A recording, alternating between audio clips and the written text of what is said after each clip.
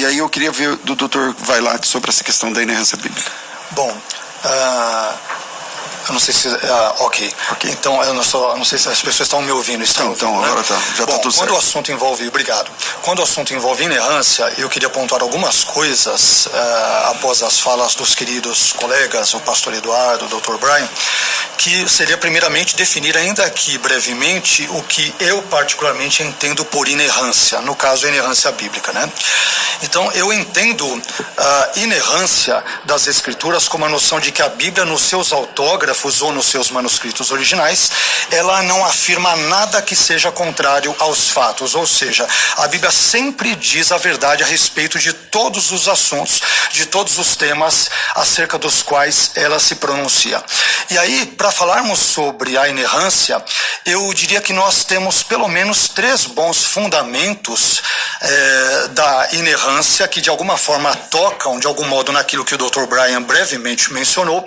E esses fundamentos, o primeiro deles, por exemplo, seria o fundamento bíblico. Por que nós acreditamos no conceito de inerrância bíblica? Porque textos como 2 Timóteo 3,16, já que o assunto é inerrância bíblica, nada melhor do que começar citando a Bíblia, quando é dito lá que toda a escritura, a expressão grega apasagrafê, é inspirada por Deus e útil para o ensino, para a repreensão, para a correção e para a instrução na justiça, além de textos como 2 Pedro 3, versículos 15 a 16 e assim por diante. Existem outros textos também que talvez sejam pertinentes para a nossa conversa, que são o Salmo 12,6, que diz que as palavras do Senhor são palavras puras, como prata refinada em forno de barro e purificada 7 vezes. Depois, Provérbios 30, versículo 5, parte A, diz que toda a palavra de Deus é pura. Mais adiante, no Novo Testamento, João 17,17, nesse texto, Jesus diz acerca dos seus discípulos orando ao Pai: santifica-os na verdade, a tua palavra é a verdade.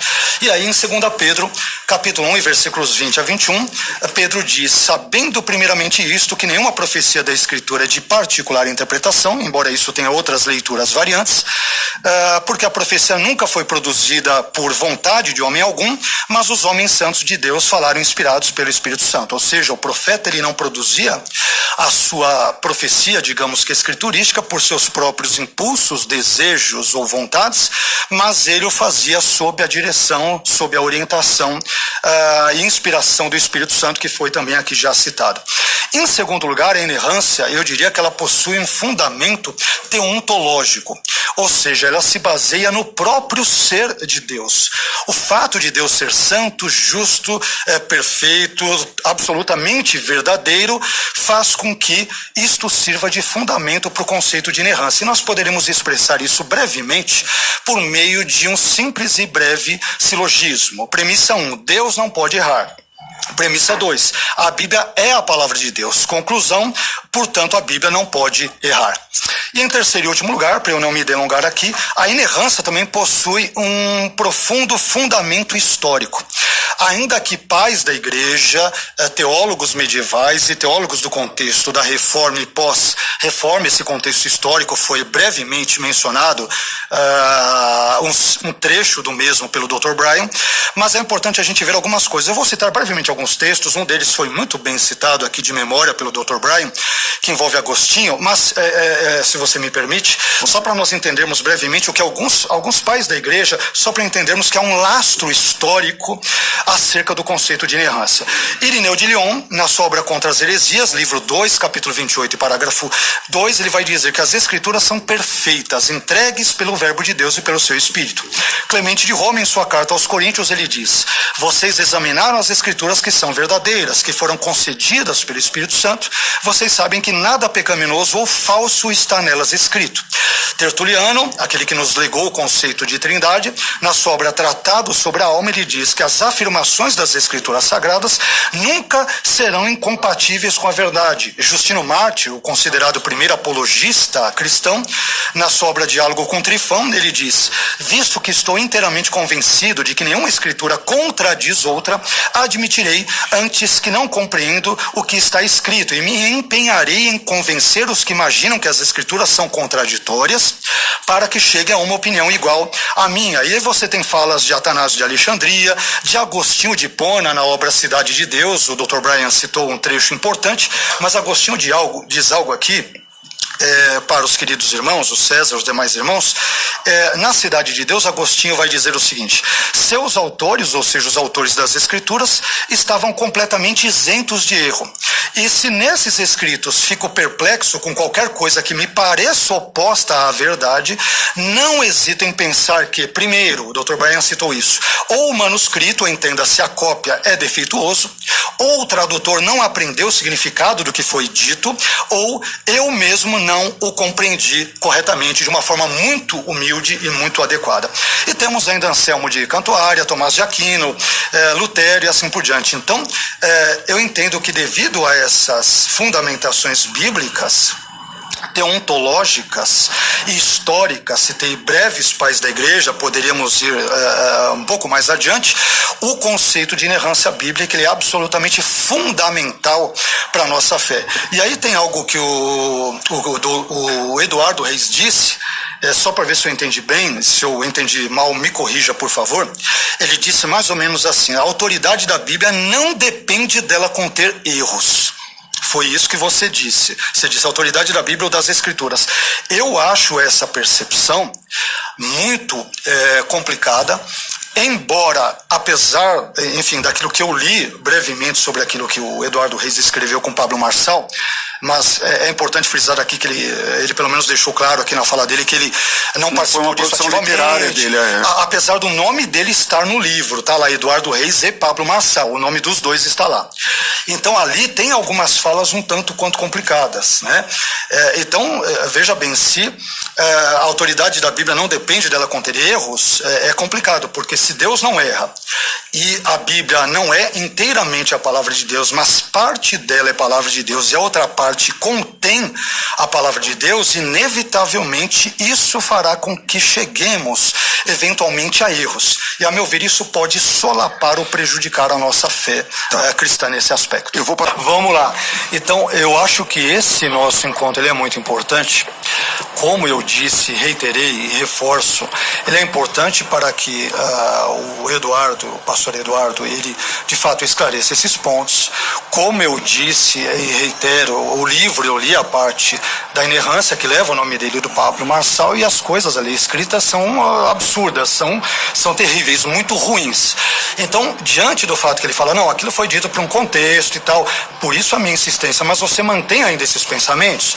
Não mantenho. Eu entendo que a Bíblia é inerrante nos seus autógrafos e aquela coisa toda. Mas eu sempre pensei assim, não coloca como se eu estivesse mudando de ideia, não, doutor, porque eu não estou.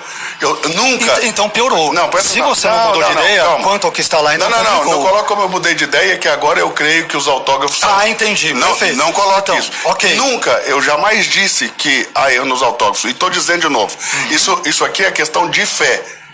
Nós não temos provas. Eu sou pastor, sou professor de Bíblia, então eu creio, pela fé, creio eu, que os autógrafos das Escrituras não contêm erro.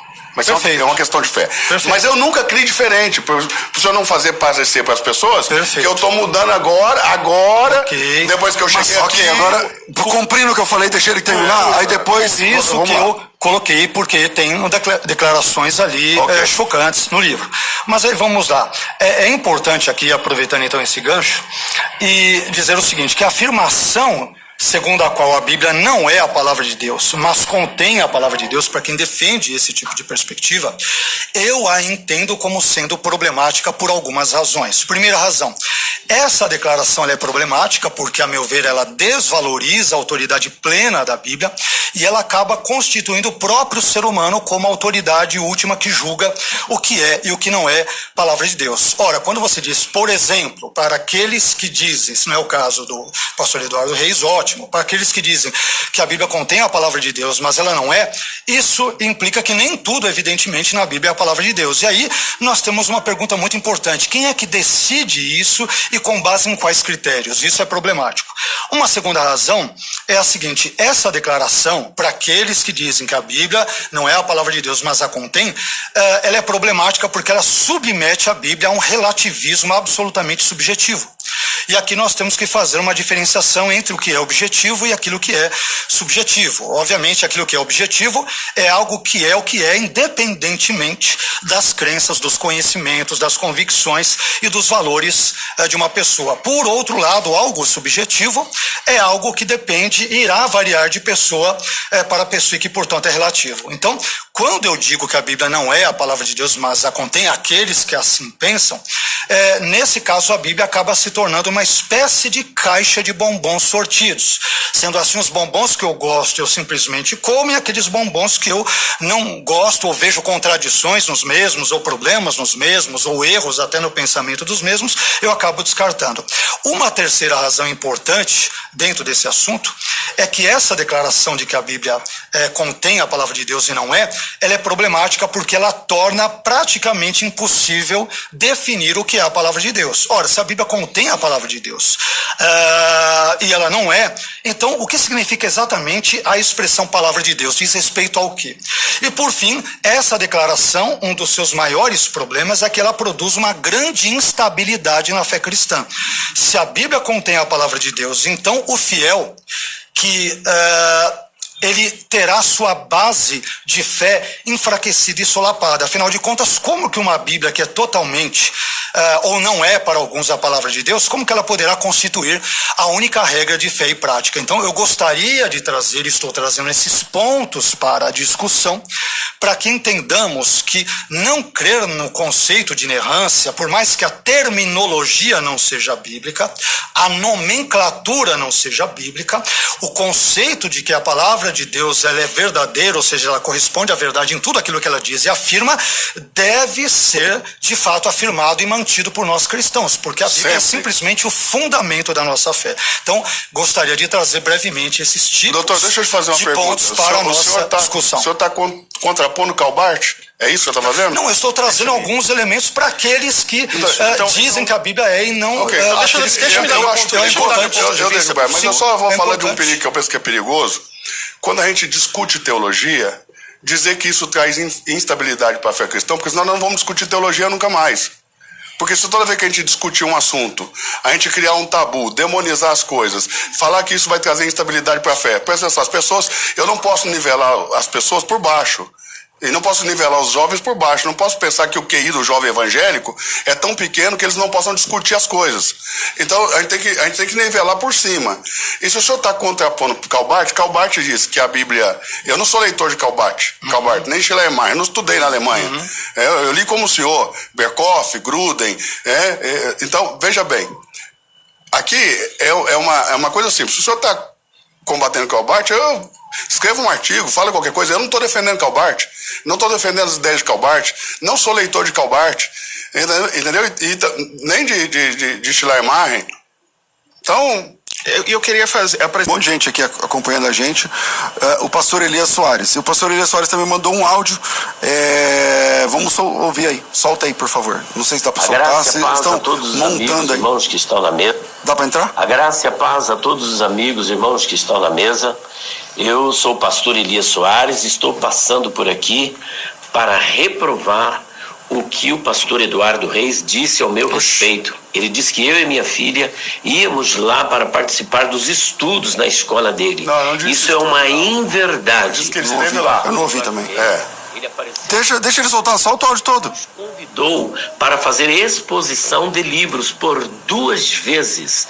E na oportunidade, nós ali estivemos participando para vender livros. O que ele está dizendo é uma inverdade. Eu não concordo com esta heresia de que a Bíblia não é inerrante. O que ele disse não é correto. Esse argumento dele de que a Bíblia não é inerrante é uma heresia gritante e nós não concordamos com isso. Ok. Peraí, aqui você se sentiu... Não, aqui não.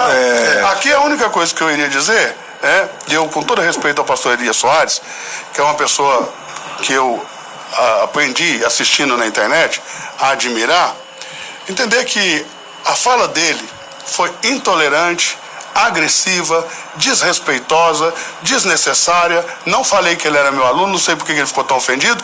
Não falei... Eu coloquei a fala dele porque deixa eu só falar. o mencionou. E eu não falei... Mas eu não ouvi antes também. Eu mencionei de uma maneira respeitosa. E a agressão foi outra. Né? Foi uma agressão. Isso aqui simplesmente foi uma agressão gratuita. Porque ele tem em mim uma pessoa sempre gentil, que sempre lhe serviu. Eu servi ele. Ele não falou que foi lá na minha escola vender livro? Eu servi ele. Por que me agredir assim? Por que me agredir? Por que da intolerância? É essa intolerância, César, que nós temos que combater, tem que acabar. As pessoas têm que ter maturidade para discutir termos. O senhor quer falar, doutor? Só para dizer por quê. Porque assim, se na ponta que vocês estão é da igreja, na ponta que eu estou é da universidade. E a ponta que eu estou é do não convertido. Deixa eu explicar na ponta